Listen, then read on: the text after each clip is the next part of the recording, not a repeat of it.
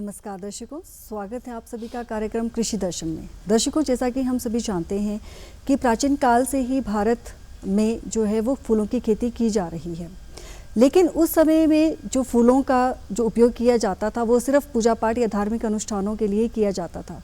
लेकिन अगर हम वर्तमान समय की बात करें तो आज फूलों का उपयोग जो है वो व्यावसायिक तौर पर किया जा रहा है और यह एक जो है वो अच्छी मुनाफा देने वाली खेती मानी जाती है। तो दर्शकों, आज का हमारा विषय है बेरोजगार ग्रामीण युवाओं को सतत आजीविका के लिए फूलों की खेती की भूमिका, और इसी विषय पर विस्तृत जानकारी देने के लिए आज हमारे साथ स्टूडियो में मौजूद है हमारे विषय विशेषज्ञ डॉक्टर रेशमा नेगी जी, जो कि एसोसिएट प्रोफेसर हैं फ्लोरिकल्चर की regional horticulture research training station Mashobra से। मैम, आपका हमारे स्टूडियो में आने के लिए बहुत बहुत स्वागत है। नमस्कार मैम, सबसे पहले तो मैं आपसे ये जानना चाहती हूँ कि ये जो फूलों की खेती है वो क्या है? फूलों की खेती, इसमें जो है बहुत सारे फ्लावर्स आते हैं, इसमें एनुअल्स होते हैं, बाइनियल्स, पेरेनियल और बहुत सारे कैक्टस, सक्लेंट्स, पाम, साइकेट्स, अनगिनत जो है फ्लोरिकल्चर के प्लांट्स आते हैं। इनको हम कल्टीवेट करते हैं, इनकी प्रोडक्शन करते हैं और साथ ही साथ इनका मूल्य प्रवर्धन करके इनको हम बाज़ार में बेचते हैं। उसके अलावा इन प्लांट्स को जो है हम जो है अलग अलग प्रोडक्ट्स बना के बेचते हैं और साथ ही साथ इनको जो है हम लैंडस्केप में यूज़ करते हैं। हम इनको बोलते हैं स्थल सौंदर्य, मतलब आप समझ सकते हैं कि इसको स्थल को सजाने के लिए किया जाता है, लैंडस्केपिंग के लिए भी आजकल किया जा रहा है। तो इसमें शॉर्ट में ये फ्लोरिकल्चर है। मैम, जैसे आज का हमारा विषय है कि बेरोज़गार युवाओं के लिए जो है वो किस तरह से ये एक आजीविका बनाने का एक सोर्स है, तो जो भी हमारे युवा वर्ग है या जो हमारे किसान भाई बहन हैं, क्या इसे जो है वो अपने एक व्यवसाय का रूप जो है वो बना सकते हैं? बिल्कुल, इसको व्यवसाय के तौर पे किया जा सकता है। इसमें अलग अलग तरीके से व्यवसाय कर सकते हैं। जिनके पास खेत है वो खेत द्वारा कर सकते हैं या फिर पॉली हाउस है तो पॉली हाउस से ले सकते हैं। अगर जिसके पास जगह नहीं है तो वो छोटा सा नर्सरी बना के ही इसमें अलग अलग से प्रोडक्शन कर सकते हैं। तो इसको एक व्यवसाय के रूप में आराम से किया जा सकता है। जी मैम। मैम, हर कोई मतलब खेती करता है, या जैसे अगर हम बात करें हॉर्टिकल्चर की तो वो अपने आय की वृद्धि के लिए ही हॉर्टिकल्चर की तरफ जाता है। अगर हम फ्लोरिकल्चर की बात करें तो इसमें भी जो हमारे किसान भाई बहन हैं वो चाहेंगे कि हमारी जो इनकम है, सोर्स ऑफ इनकम है, उसमें वृद्धि हो। तो इसमें जो है वो कौन कौन सी ऐसी वैरायटीज़ जो है वो हमारे किसान भाई बहन लगा सकते हैं फूलों की, ताकि उनकी जो आय जो है वो उसमें दोगुनी जो है वो वृद्धि हो? इसमें भी वेरी करता है। जैसे किसी ने बाहर खेतों में लगाना, खुले खेतों में लगाना है या फिर उसने पॉली हाउस में लगाना है तो वैरायटी, अगर निचले इलाकों में लगाना है या फिर आपने कहीं पहाड़ी क्षेत्रों में लगाना तो ये भी वेरी करता है। अलग अलग जगह का है, अलग अलग इससे वेरी करता है। अगर आपने जैसे उसमें लगाना है, प्लेन्स में लगाना है या तो उस वहाँ पे जरबरा की खेती कर सकते हैं, गुलाब की खेती कर सकते हैं। उसमें जो है दूसरे जो है ऑर्किड्स वगैरह आप लगा सकते हैं, जैसे डेंड्रोबियम लगा सकते हैं और इसमें जो है बर्ड ऑफ पैराडाइज लगा सकते हैं। अगर आपने इधर जो ऊँचे क्षेत्रीय इलाकों में करना है तो वहाँ पर आप जो है गुलाब की खेती कर सकते हैं और इसमें जो है लिलियम लगा सकते हैं, ट्यूलिप लगा सकते हैं। तो इस तरह की खेती जो है पॉली हाउस में कर सकते हैं। अगर खुले खेतों में करना है तो गेंदा बहुत ही बेस्ट ऑप्शन है, तो गेंदे की खुली खेती कर सकते हैं, ग्लैडुलस लगा सकते हैं, एस्टर लगा सकते हैं। तो इस तरह की जो है अलग अलग क्रॉप्स है उसमें खेती किसान भाई बहन है, युवा वर्ग कर सकता है। जी मैम, अभी आपने बोला कि हमारे जो किसान भाई बहन हैं वो इसमें पॉली हाउस में भी खेती कर सकते हैं और अपने जो है वो खुले में भी खेती कर सकते हैं। तो मैम, अगर जब वो अपने लैंड पे, ओपन लैंड पे जब वो खेती करेंगे तो उससे पहले वो अपने लैंड को किस तरह से प्रिपेयर करें कि ताकि जो है वो उनका प्लांट जो है वो डिस्ट्रॉय ना रहे, सर्वाइवल रेट जो है वो उस प्लांट का जो है वो ज़्यादा रहे? इसमें जो है बाहर किसी ने खेती करनी है, सबसे पहले तो ये होना चाहिए कि लैंड जो है वो फर्टाइल होना चाहिए, उपजाऊ होनी चाहिए। इसमें दोमट मिट्टी होनी चाहिए आपकी और अच्छा सा होना चाहिए, ड्रेनेज अच्छी होनी चाहिए और पीएच मान जो है 6.5 के आसपास होना चाहिए। और इसकी मृदा की जो है जांच करवाएं पहले तो, कि इसमें कौन कौन से पोषक तत्व हैं और किस तरह की कमी है, तो उसको पहले इसकी जांच करवाएं। इसके बाद जो है इसकी जो है अच्छे से जो है 1 महीने पहले इसकी जुताई करें ताकि जो है सॉइल सोलराइजेशन हो जाए और अच्छे से जो है जितने भी सॉइल बॉर्न डिजीज़ है वो ख़त्म हो जाए सॉइल सोलराइजेशन के थ्रू। और इसके अलावा ये अच्छा रहेगा कि अगर किसान भाई बहन अपने उसके नज़दीकी हों, सड़क के आस-पास ही हों, ताकि उसके मार्केटिंग की ट्रांसपोर्ट की समस्या ना रहे, इस तरह का हो। और जो है पोल्यूशन के जैसे इंडस्ट्रियल एरिया है उसके आसपास ना हो, ताकि जो पॉल्यूटेंट्स है वो आपके फसल को नुकसान पहुंचा सके। उसके अलावा जो है पानी की व्यवस्था बहुत अच्छी होनी चाहिए, जो कि बहुत इम्पॉर्टेंट है। उसके अलावा जो है आपके जो है इसमें पानी के अलावा जो इसमें जो है धूप जो है बहुत अच्छी होनी चाहिए। अगर धूप ना मतलब 5 to 6 आवर जो है आवर जो है लाइट अच्छी धूप होनी चाहिए, मॉर्निंग सन अच्छी होनी चाहिए। तो ये बेसिक रिक्वायरमेंट है इसकी। ओके मैम, क्या हम जो फूलों की खेती जो कर सकते हैं, क्या इसको जो है वो हम फलों के साथ और सब्जियों के साथ भी कर सकते हैं? इसको हाँ बिल्कुल अदिति जी, आपने बहुत अच्छा सवाल पूछा है। मतलब इसमें जो है कि आराम से खेती कर सकता है किसान भाई बहन, या कोई युवा वर्ग करना चाहता है, जैसे ऑर्चर्ड के साथ करना चाहे या किसी उसके साथ करना चाहे, वेजिटेबल के साथ करना है, तो आराम से कर सकता है। जैसे उसके और जैसे ऑर्चर्ड है उसके बेसिन्स के आसपास जैसे बल्बस क्रॉप लगाएं, या फिर इसमें जो है आपका ट्यूलिप लगा सकता है, डैफोडिल्स लगा सकते हैं, जो नरगिस बोलते हैं उनको लगा सकते हैं तौलिया के बाहर से। और आप आराम से जो है इंटरक्रॉपिंग कर सकते हैं। उसके लिए लिलियम आप ट्राई कर सकते हैं जो ऑर्चर्ड में है। उसके अलावा अगर आपने जैसे फसलों उसके साथ करना है, वेजिटेबल के साथ करना है, तो उसमें जो है गेंदा बहुत ही अच्छा विकल्प है। गेंदे की खेती आराम से इंटरक्रॉपिंग कर सकते हैं, ग्लैडुलस की खेती कर सकते हैं। और इसमें जो है नेमेटोड की समस्या जहाँ रहती है वेजिटेबल्स के साथ, तो वहाँ पे ये जो है मैरीगोल्ड जो गेंदा है वो एक ट्रैप क्रॉप का काम करता है, तो नेमेटोड की समस्या भी कम रहती है। साथ ही साथ जहाँ बंदरों की समस्या होती है वहाँ पे भी ये मैरीगोल्ड जो प्रोटेक्शन का काम करता है, जो बाउंड्री के बाहर से इनको आराम से लगाया जा सकता है। साथ ही साथ जैसे मच्छरों की समस्या है या फिर किसी माइट्स की समस्या है, तो वहाँ के आउटसाइड जो पेरीफेरी है उसमें आप गेंदे की ट्रैप बना के आप इसको आराम से खेती कर सकते हैं। इंटरक्रॉपिंग बहुत ही बेस्ट ऑप्शन रहता है। तो मैम इंटरक्रॉपिंग जैसे आपने बोला कि हम इसको जो है वो सब्जियों के साथ कर सकते हैं या फिर हम अपने फलों के साथ भी कर सकते हैं, तो मैम ऐसा तो नहीं होगा कि कहीं अगर हमने सब्जियों के साथ इसको किया तो सारे न्यूट्रिएंट्स जो हमारे सब्जियों को मिलने थे वो सारे फ्लावर्स में शिफ्ट हो जाएं? नहीं, इस तरह का तो कोई वैसा नहीं रहता है। ओके। हाँ जी, तो इसमें जो है दोनों तरह का बेनिफिट रहेगा, ऐसा कोई वो नहीं है। तो इसमें कोई नुकसान नहीं है इसका, बल्कि फ़ायदा ही रहेगा इसमें। मैम अगर कोई युवा वर्ग या फिर जो हमारे किसान भाई बहन हैं इसको व्यवसाय के तौर पर अपनाना चाहते हैं, तो वो किस तरह से फ्लोरिकल्चर का जो है वो व्यवसाय करेंगे? फ्लोरिकल्चर एक बहुत बड़ा व्यवसाय बन सकता है। इसमें बहुत सारे ऑप्शन हैं किसान भाई बहन या फिर किसी युवा वर्ग के लिए।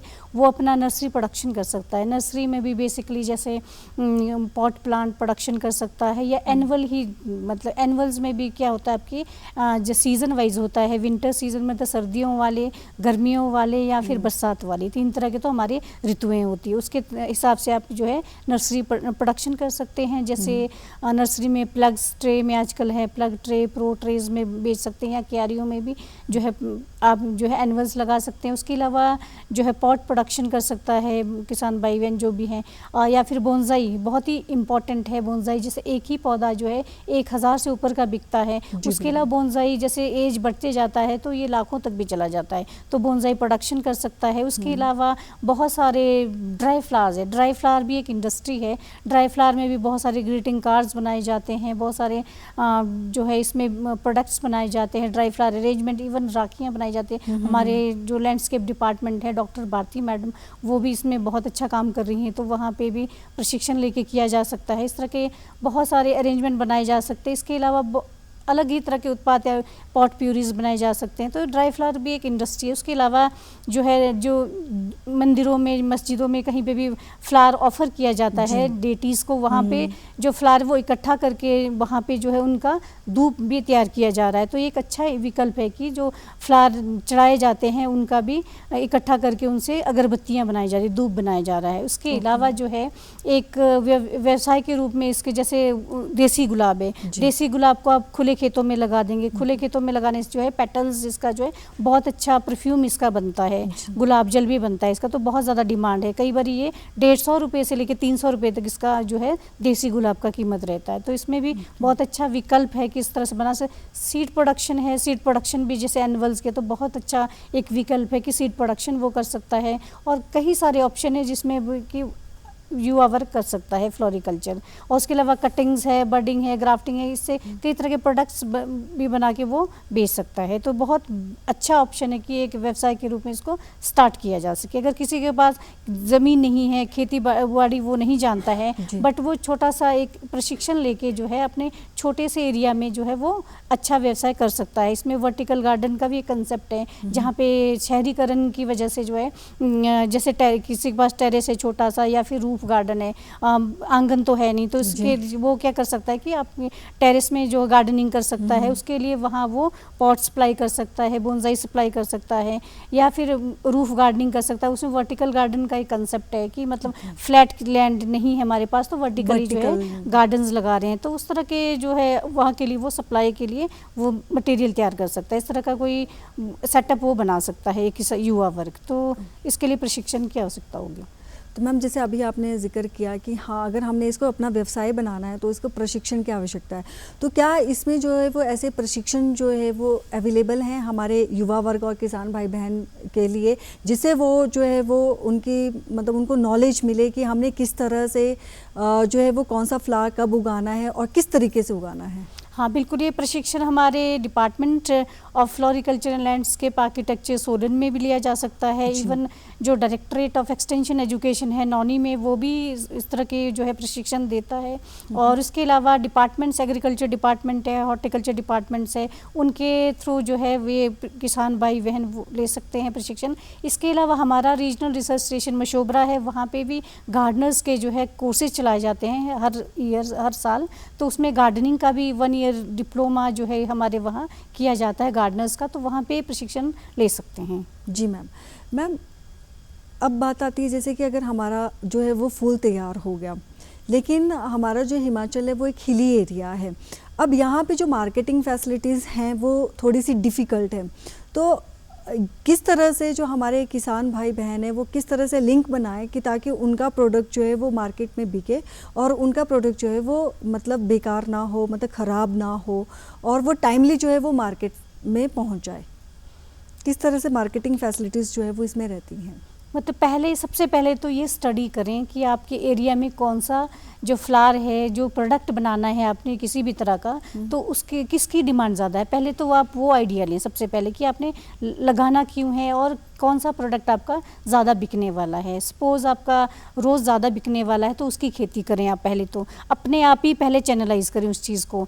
और या फिर गेंदा है, पता है कि गेंदा लगाने से जैसे दिवाली फेस्टिव सीज़न है, नवरात्रे हैं, उसमें दशहरा है, बहुत सारे फेस्टिव सीज़न रहते हैं, तो उस टाइम पे जैसे गुलदाउदी लगाएं या गेंदा लगाएं, तो उस टाइम पे जो है अपने लोकल मार्केट में ही बहुत ज़्यादा मतलब डिमांड रहता है। 200 से 300 रुपये किलो तक अपने ही मार्केट मतलब यहाँ पे लोकल एरिया में बिक जाता है, तो उससे ज़्यादा बाहर जाने की ज़रूरत ही नहीं है। अगर आपको लगता है कि बहुत ज़्यादा बड़े पैमाने पे करना है तो आपका जो है चंडीगढ़ नियर बाई एरिया है आपका, उसके अलावा दिल्ली, गाज़ीपुर जहाँ पे इंपोर्ट भी किया जाता है और एक्सपोर्ट भी किया जाता है, वो तो वहाँ डायरेक्टली आप बेच सकते हो, क्योंकि इतना ज़्यादा तो है नहीं दूर, आप आराम से एक टाइम पे ही मॉर्निंग में से ही दिन कुछ ही आवर्स में आप उसको वहाँ पहुँचा सकते हो। तो इसमें मुझे लगता नहीं है कि मार्केट की कोई समस्या रहेगी। जी मैम अब जैसे कोई जो है वो फील्ड को तैयार कर रहा है, उसने तैयार भी कर ली फ्लोरिकल्चर के लिए, लेकिन मेन बात आती है कि उसको जो है वो फूलों का बीज जो है या फूलों का जो पौधा है वो कहाँ से वो उसको लाना चाहिए, कहाँ पे ये इजीली अवेलेबल हो जाएगा?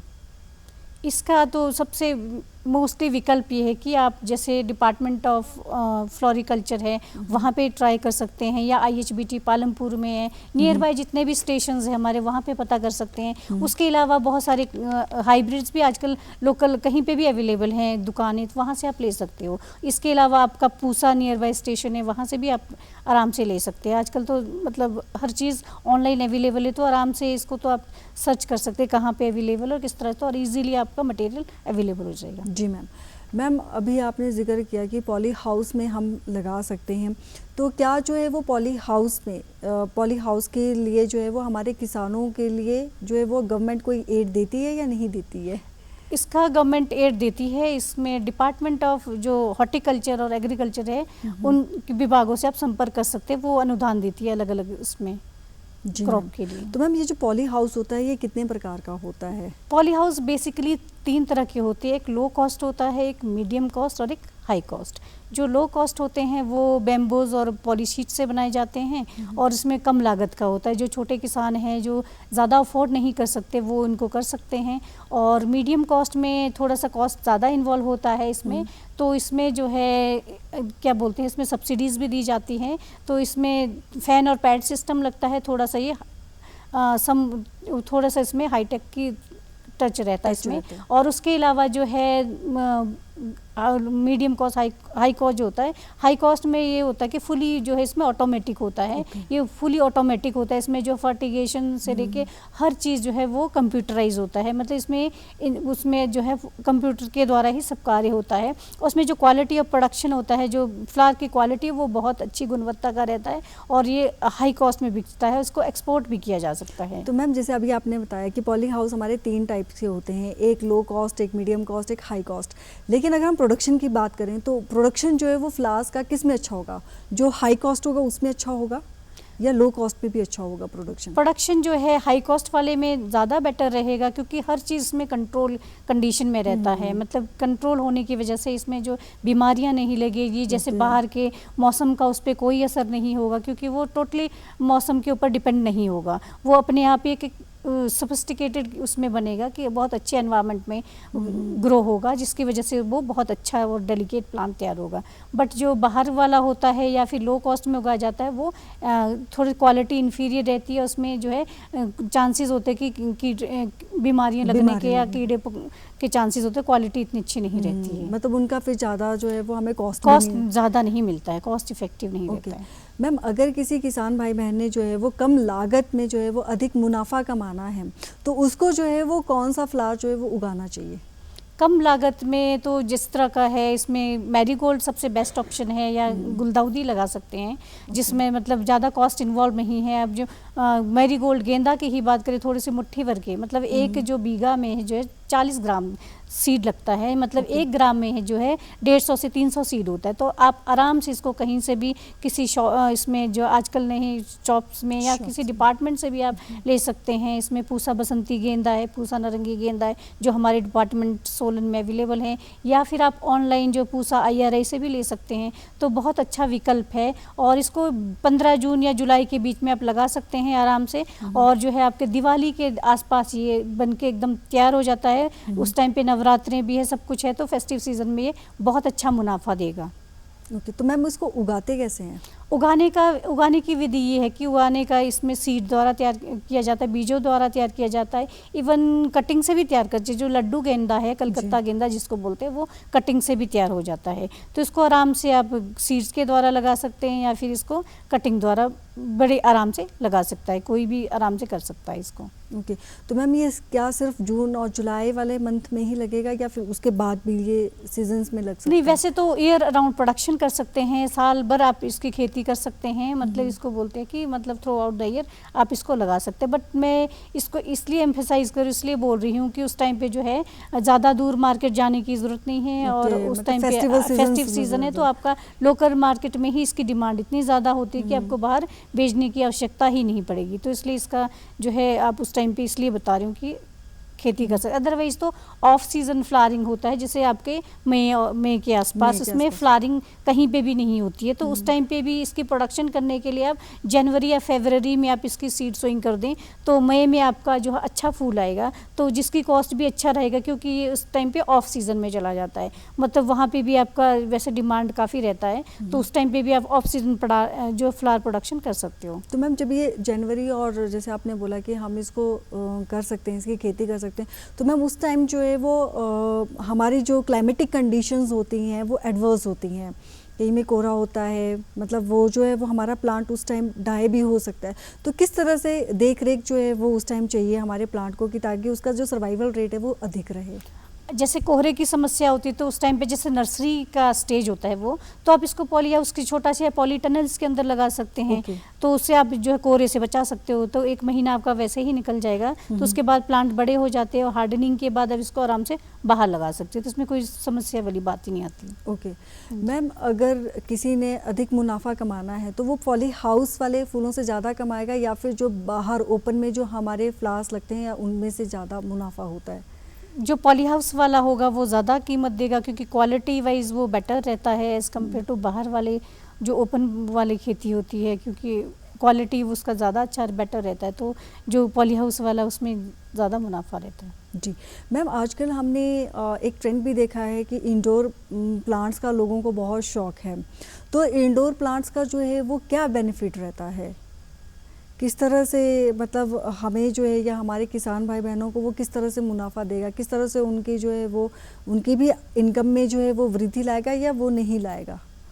वो इंडोर प्लांट्स वैसे पॉट अलग अलग तरह के होते हैं, कुछ पॉट प्लांट्स होते हैं, कुछ ट्रे गार्डन्स भी होते हैं। ट्रेज में मतलब एक ट्रे में बहुत सारे गार्डन वो लगाते हैं, प्लांट्स लगाते हैं, कई 3-4 तरह के प्लांट्स लगाते हैं। मिनिएचर गार्डन मतलब छोटे छोटे गार्डन के कंसेप्ट बनाते हैं या टेरेरियम्स टाइप में बनाते हैं। तो इस तरह का बोनसाई भी बना के आप इंडोर रख सकते हैं। इंडोर के साथ साथ इनको सेल आउट भी कर सकते हैं, किसी ने व्यवसाय के तौर पर करना चाहे तो वो सेल भी कर सकता है। बहुत सारे ऑप्शन है, इसको विकल्प है। हैंगिंग बास्केट्स बना के बेच सकते हैं। इसके अलावा अगर आप इंडोर भी रखते हो, जैसे आप देखते हो किसी होटल में या कहीं पे भी आप जा रहे हो आजकल, तो एस्थेटिक सेंस लोगों का बहुत बढ़ गया है। एस्थेटिक की जो रेट है लोगों का ज़्यादा हो गया कि प्लांट्स लगाने हैं हमने, बट वो एस्थेटिक सेंस में ये है कि उसके साथ साथ जो है ये हेल्थ बेनिफिट का भी काम करता है। ये जो इंडोर प्लांट्स है ये ऑक्सीजन बॉम्ब का काम करते हैं। मतलब इसमें जो एयर प्यूरिफाई होता है, हमको पता नहीं होता है कि हमारे घर में जो है कितने सारे मतलब पॉल्यूटेंट्स अवेलेबल हैं। इसमें जो है 30% जो हमारा जो घर का पॉल्यूशन है वो मोर देन 30% जो होता है वो बाहर से अंदर ज़्यादा होता है। तो ये अगर इंडोर प्लांट्स आप अंदर रखते हो तो ये ऑक्सीजन बॉम्ब का काम करते हैं, मतलब हमें ऑक्सीजन देते हैं और हमारे जितने पॉल्यूशन है उनको रिमूव करते हैं। तो ये बहुत अच्छा विकल्प है कि आप इंडोर में प्लांट्स भी लगाएं और साथ में साथ इनको अगर आप एक इंडस्ट्री बना के या एक वो व्यवसाय के तौर पे इसको लगा के आप इसको सेल आउट भी कर सकते हैं। इसके विकल्प एक और भी है कि आजकल ऑनलाइन भी बहुत सारे अवेलेबल हैं। ऑनलाइन में भी आप इससे मतलब इस तरह से प्लांट्स लगा के कई तरह के प्लांट्स बना के सेल आउट कर सकते हैं और ऑनलाइन अवेलेबल करवा सकते हो। लोग आपसे यहाँ से लेने आएंगे। इसमें बहुत सारे पॉट्स, बोनसाई है, आपका ट्रे गार्डन है और टेरेरियम्स है, मतलब बॉटल के अंदर गार्डन बना के आप बेच सकते हो। तो ऑनलाइन भी ये युवा वर्ग इसकी खेती आराम मतलब इसकी जो है व्यवसाय आराम से कर सकता है। तो इसमें काफ़ी अच्छा विकल्प है। ओके मैम, अक्सर क्या देखा जाता है कि जैसे हम मार्केट में जाते हैं या जब हम नर्सरी में जाते हैं अपना कोई भी फ्लावर लेने के लिए, तो हमें उस टाइम जो है वो पता कैसे चलेगा कि वो प्लांट जो है वो हेल्दी है? क्योंकि क्या होता है मैम कि हम वहाँ से प्लांट लाते हैं, जब हम उसको प्लांटेशन करते हैं उसके थोड़े दिनों के बाद जो है वो उसका सर्वाइवल रेट जो है वो कम हो जाता है, मतलब प्लांट जो है वो हमारा डाई हो जाता है। तो उसके पीछे जो है वो क्या कारण रहता है? इसमें जो प्लांट्स से कहीं से भी लेके नहीं आना चाहिए। आपको लगता है कि बाहर जो खुले में बेच रहे हैं वो प्लांट्स बहुत सुंदर है, अच्छा है, तो हम ले लेते हैं, पर हमारे को हमें देखना चाहिए कि लेने से पहले कि यहाँ के लिए सर्वाइवल के लिए है भी या कि नहीं है। तो इस तरह का है, क्योंकि ये बाहर से लोग लेके आते हैं ट्रॉपिकल एरिया से, मतलब प्लेन एरिया से, और यहाँ के लिए वो सूटेबल नहीं होते हैं। तो उनका एनवायरनमेंट डिफरेंट होता है वहाँ पे और यहाँ डिफरेंट होता है। तो उसको प्लांट्स को देख के लेना चाहिए कि यहाँ के लिए कौन सा सूटेबल है। और उसके अलावा जो लोकल अपना ही यहाँ अवेलेबल है नर्सरीज़ है या गवर्नमेंट नर्सरीज़ है, वहीं से ही प्लांट्स लेना चाहिए। और प्लांट आपने बोला कि हेल्दी किस तरह का, मतलब कैसे लगेगा हेल्दी है, तो उनको देखने से पता लगेगा कि प्लांट्स को जैसे पत्ते अच्छे हैं उसके, लुक उसका अच्छा है, प्लांट और फ्रेश है, हेल्दी है और कहीं से डिजीज़ नहीं है, और फूल इसका जो है खुले हुए हैं और अच्छा शेप है, अच्छा साइज़ है। और उसमें देखने से पता चल जाता है उसका स्टेम जो है प्लांट का सीधा है कि टेढ़ा है, इस तरह से कि पीलापन तो नहीं है, इस तरह का देख के पता लगा सकते हैं कि ये हेल्दी है कि नहीं है। ओके मैम, जो फूलों का जीवन काल होता है वो बहुत छोटा होता है, तो किस तरह से जो हमारे युवा वर्ग है या जो हमारे किसान भाई बहन हैं उनको किस तरह से ये योजना बनानी चाहिए कि ताकि उनके जो व्यवसाय है उसमें जो है वो मुनाफा मिले? क्योंकि देखो प्लांट्स जो हैं वो ये जो फूल होते हैं इनका जो जीवन काल होता है ये 1 या 2 महीने के लिए होते हैं। तो किस तरह से उनको व्यवसाय में जो है वो उनको हेल्प मिल सकती है? किस तरह से वो अपना एक पूरा जो है वो एक तैयार कर लें कि नहीं हमने ये प्लांट जो है वो ये लगाना है, या कब कब हमने कौन कौन से फ्लावर्स लगाने हैं? प्लांट का जो है पहले प्लानिंग बहुत इंपॉर्टेंट है। प्लानिंग में ये आपको देखना होगा कि आपने कब लगाना है और कितने ड्यूरेशन का है। कई क्रॉप है जो पेरेनियल टाइप में है, जैसे आप गुलाब लगा रहे हो तो ये 8 से 10 साल चलेगा। जो कार्नेशन लगा रहे हो वो 3 साल से, कई तो 5 साल तक भी चलाते हैं, तो 3 इयर्स है। जरबरा है वो 3 साल का है।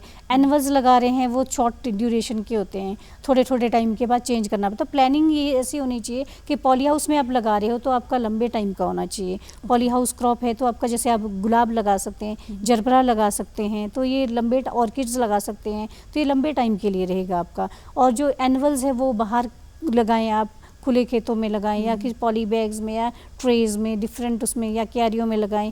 तो इस तरह से, मतलब इस तरह का वो प्लान बना के लगाएं। और उसके अलावा जैसे हार्वेस्टिंग की बात करें, अब शॉर्ट ड्यूरेशन की बात है, जैसे सारे पौधे ऐसे होते हैं, जैसे कट फ्लावर है। कट फ्लावर में मोस्टली जो है इसका वेज लाइफ बोलते हैं हम। वेज लाइफ होता है कि मतलब आपका जो है फ्लावर को कटने के बाद जो टेबल पे आप रखते हो किसी गुलदान में, तो वो कितने टाइम तक वो सर्वाइव करता है। तो 8 या 10 दिन इसका सभी मोस्टली हर क्रॉप का इतना रहता है। तो इसके लिए ये है कि आप, इसके लिए बेस्ट विकल्प है कि आप इसमें देखें कि कब तक लगाना है। जैसे ऑर्किड है उसका काफ़ी लंबा होता है, और जैसे गुलाब है या कुछ और चीज़ें हैं तो उसमें 10 या 15 दिन तक टिकता है। और उसके अलावा इसके अगर ड्यूरेशन के बढ़ाना है, आपने जैसे घर में भी लगा, किसी फ्लावर वाज में लगाना है जैसे फ्लावर्स को, तो उसमें क्या होता है कि आप इसमें पानी हमेशा चेंज करें गुलदान से, और पानी चेंज करें, और इसके हर तीसरे दिन बाद चेंज करने के बाद इसको कट करें नीचे से, क्योंकि जो स्टेम होता है उसके नीचे से जो जहाँ पानी आपका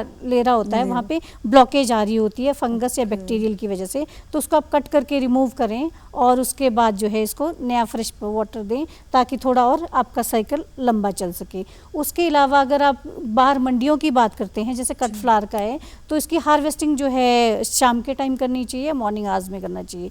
क्योंकि अगर दिन के धूप में करते हैं, क्योंकि सारा ट्रांसपीरेशन या इवेपोरेशन होने से फ्लावर जो है वो, और टेम्परेचर हाई होने की वजह से जो है वो सिकुड़ जाता है फ्लावर। तो इसका मॉर्निंग या इवनिंग आवर में करके इसका ड्यूरेशन थोड़ा सा वो कर सकते हैं, लंबा कर सकते हैं। उसके अलावा जैसे लूज फ्लावर है आपका, जैसे मैरीगोल्ड है, उसको आप लेके गनी बैग्स में, मतलब बोरी में या फिर किसी उसमें रख सकते हैं, बैम्बू बास्केट में रख सकते हैं, और किसी शेड में ले जाके आप इनको रख सकते हैं। और इसके जो हार्वेस्टिंग होती है, इसकी भी तुड़ान जब होती है वो सुबह या शाम के टाइम में करें, और तुड़ान से पहले किसी भी क्रॉप में है तो उसमें पानी पहले दें, ताकि उसमें जो नमी की मात्रा उस फूल में बनी रहे, और ताकि आपका जो फ्लावर है वो थोड़ा सा और लंबे टाइम तक रहे। तो थोड़ा सा इससे भी बढ़ा सकते हैं, तो इस तरह का जो है प्रोसेस कर सकते हैं। ओके डॉक्टर रेशमा नेगी जी, आज आपने बहुत ही उम्दा जानकारी हमारे दर्शकों के साथ साझा की कि किस तरह से हम फ्लोरिकल्चर में जो है वो अपना भविष्य बना सकते हैं, और इससे हमारी आय में भी जो है वो वृद्धि होगी। आप अपना बहुमूल्य समय निकालकर हमारे स्टूडियो में आए, आपका बहुत बहुत धन्यवाद। धन्यवाद दर्शकों, ये था हमारा आज का कार्यक्रम। अगले अंक में फिर आपसे मुलाकात होगी एक नए विषय के साथ। तब तक के लिए हमें इजाज़त दीजिए। नमस्कार।